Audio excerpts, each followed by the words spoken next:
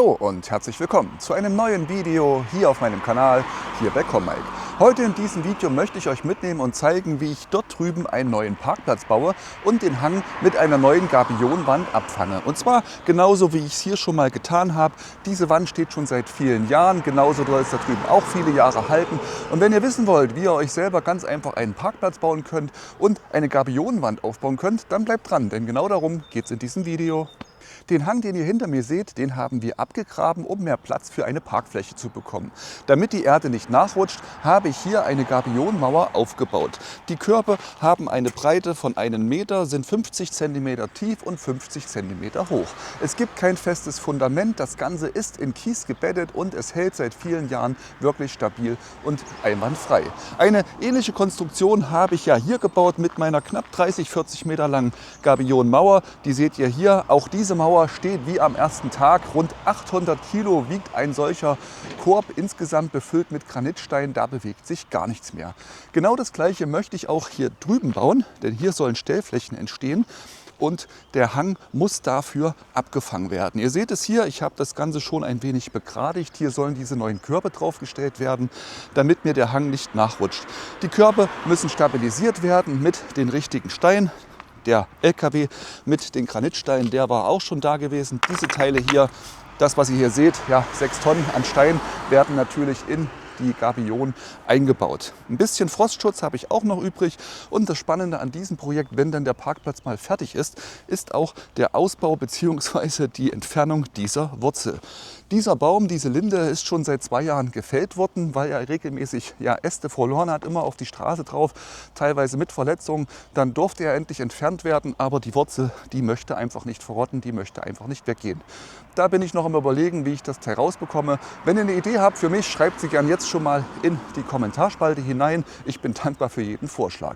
Doch genug erzählt, jetzt geht's los. Ich zeige euch erstmal, wie ich den Untergrund vorbereite und anschließend die Körbe zusammenbaue und hier aufstelle. Die Gabionen, die ich bestellt habe, werden per Spedition geliefert und sind auf der Palette rutschfest sicher verpackt. Ich werde die Palette nun aufmachen, werde euch mal zeigen, was zu so einer Gabionenwand alles dazugehört, und dann werde ich die Körbe vormontieren, damit ich sie dann am Montageort einfach nur noch zusammensetzen muss. Meine Gabionenmauer wird 4 bis 5 Meter lang, ist 50 cm hoch und 50 cm in der Tiefe. Ich habe also 5 Körbe bestellt, die jeweils 1 Meter mal 50 mal 50 cm groß sind. Und das, was ihr hier seht, ist das, was dann geliefert wird. Und ich muss euch sagen, der Zusammenbau einer Gabione ist denkbar einfach. Ich habe ein Modell gewählt mit einer Maschenweite von 10 mal 10 cm. Diese 10 mal 10 cm kommen auf die Unterseite, sie kommen auf die Rückseite und an der Front, also das, was man später sieht, habe ich mich für ein engeres Maß entschieden. Das sind jetzt 10 mal 5 cm Maschenweite. Das macht sich besonders gut, wenn man kleinere Steine verwendet, damit die nicht durchrutschen, nicht herausfallen, lässt sich das Ganze einfach viel einfacher stapeln und sieht am Ende auch einfach viel schöner aus.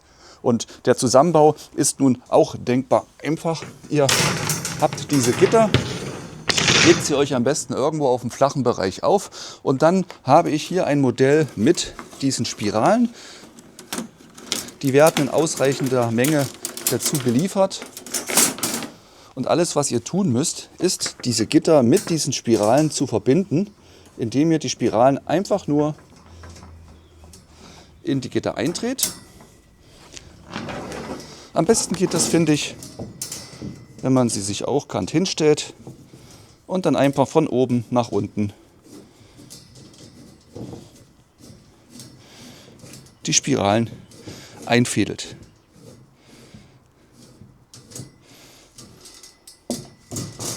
Das ist die Unterseite, das ist die Rückseite, das ist die Vorderseite.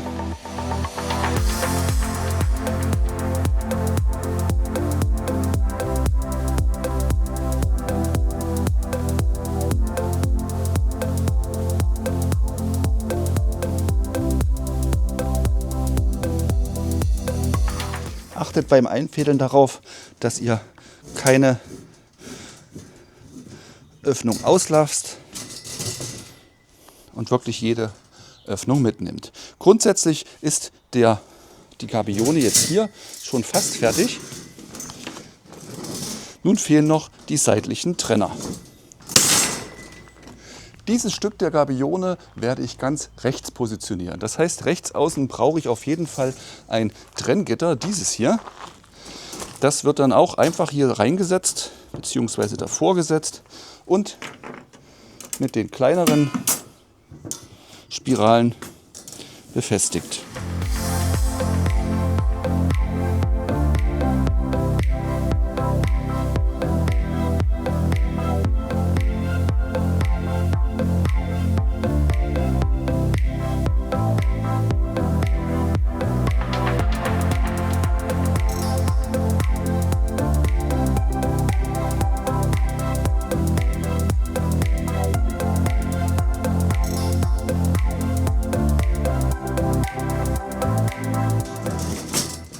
Und dann habt ihr vom Prinzip her schon den ersten Gabionenkorb fertig und könntet nun hier mit der nächsten Gabione weitermachen. Wichtig ist, dass ja hier ein erneutes Trenngitter eingesetzt wird, dieses hier. Und anschließend würde ich auch hier wieder die Front setzen und den Boden und die Rückseite. Und ihr merkt dann an dieser Stelle, wo ich nur zwei Gitter miteinander verbinde, lassen sich die Spiralen relativ einfach eindrehen. Hier an diesem Bereich habe ich nun schon insgesamt 3 Gitter, die miteinander verbunden werden müssen. Denn die Bodenplatte von der ersten Gabione, die Bodenmatte von der zweiten Gabione und das Trenngitter bedeutet, ich muss mit der Spirale hier unten dann schon 3 Gitter miteinander verbinden. Das funktioniert, solange das Ganze locker liegt, kann man das noch ein bisschen zusammendrücken, mit einer Zange vielleicht noch ein bisschen zusammenhalten. Ein Geheimtrick, den ich euch mitgeben möchte, ist die Verwendung von Kabelbindern. Ich habe hier so kleine Kabelbinder, gab es im Discounter mal im Angebot, im Tausenderpack, keine Ahnung. Und da könnt ihr vom Prinzip her vorab die Gitter einfach hier zusammen machen, richtig straff zusammenziehen und dann lassen sich diese Spiralen deutlich einfacher einziehen. Die Teile könnt ihr später dran lassen, liegt ihr an der Erde, vergammelt nicht weiter, beziehungsweise ihr knapst es euch ab und entsorgt sie dann artgerecht.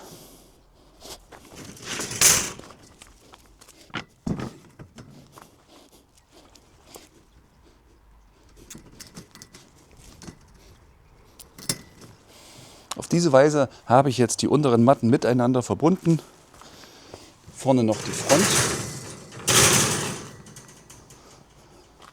Achtet bei der Montage darauf, dass die Matten ja übereinander geschweißt sind und dass ihr die obere Seite immer auf der gleichen Seite eurer Gabionenkörper habt. Es sieht ansonsten am Ende nicht ganz so schick aus, wenn die Querstreben auf der einen Seite vorne sind und auf der am nächsten Korb nach hinten gesetzt sind.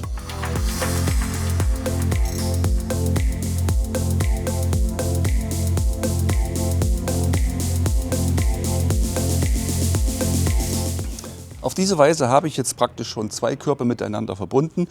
Da der Aufbauort meiner Mauer aber an der anderen Seite meines Grundstücks ist, werde ich nicht weitere zusammenbauen, denn die Teile wiegen irgendwie schon eine ganze Menge und ich kann sie dann nicht mehr transportieren. Das bedeutet, ich werde mir die einzelnen Körper Stück für Stück zusammenbauen, werde sie einzeln an den Montageort, an den Installationsort tragen und dann werde ich die Körper untereinander verbinden. Und da gilt es, einiges zu beachten, denn ihr kommt später nur noch schwer an den unteren Bereich heran, zumindest dann, wenn die Körper tief in der Erde verbaut werden. Das heißt, diese Bereiche müsst ihr euch vorneweg ja überlegen, wie ihr das Ganze zusammenbaut. Denn, um es mal zu veranschaulichen, ich habe jetzt diesen Korb noch nicht mit der Unterseite verbunden. Bedeutet, ich komme ja von dieser Seite nicht mehr richtig hinein. Ich kann immer nur von euch aus rechten Seite nach links diese Körbe miteinander verbinden.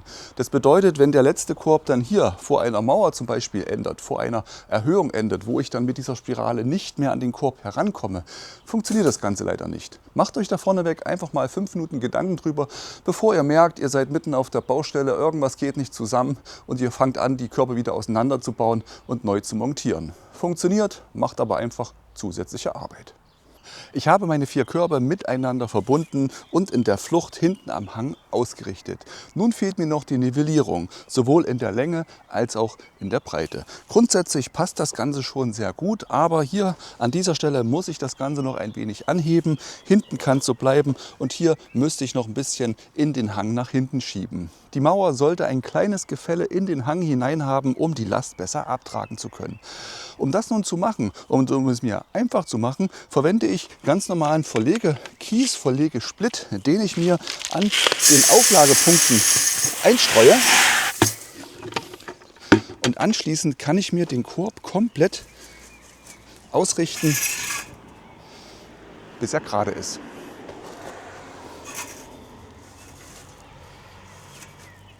Ich habe die Gabionenkörbe in der Flucht ausgerichtet. Ich denke, man kann es hier sehr schön sehen.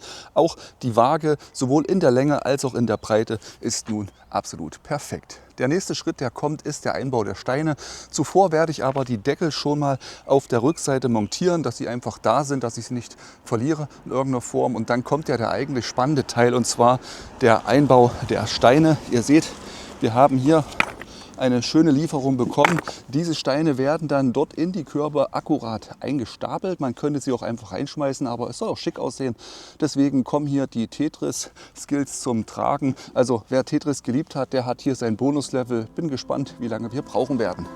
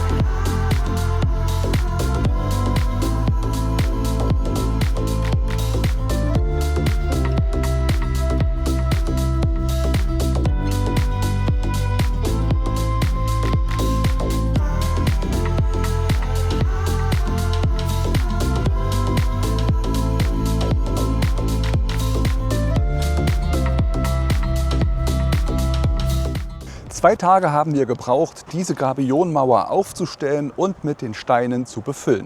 Ich habe auf der Rückseite noch ein Vlies eingebaut, habe es mit Kabelbindern hinten befestigt und den Bereich dahinter mit meinem Kies, mit diesen kleinen Steinchen aufgefüllt, damit mir die Erde von hinten nicht im Laufe der Zeit durch diese Gabionen hindurch nach vorne hinausgespült wird. Das Teil ist jetzt soweit fertig und ihr dürft mir gerne mal ein Feedback geben. Was haltet ihr von der Mauer? Was haltet ihr von unserer Arbeit? Was haltet ihr von unserem Zeitplan? 2 Tage für diese Mauer mit allem drum und dran. Ich denke, das kann sich sehen lassen für eine private Urlaubswoche. Und wenn euch gefällt, was ihr hier seht, gebt mir gerne das Like für dieses Video. Würde ich mich riesig drüber freuen. Abonniert den Kanal, wenn ihr auch wissen wollt, wie es hier auf dieser Fläche weitergeht. Und wenn ihr wissen wollt, was ich hier verbaut habe, welches Zubehör ich verwendet habe, schaut gerne mal unter das Video in die Beschreibung. Dort findet ihr die passenden Produktlinks. Könnt ihr gerne nachbestellen. Keine weiteren Kosten für euch, aber eine finanzielle Unterstützung für unseren Kanal. Vielen Dank an dieser Stelle. Ich freue mich schon auf das nächste Video mit euch. Macht's gut. Bis dahin. Ciao.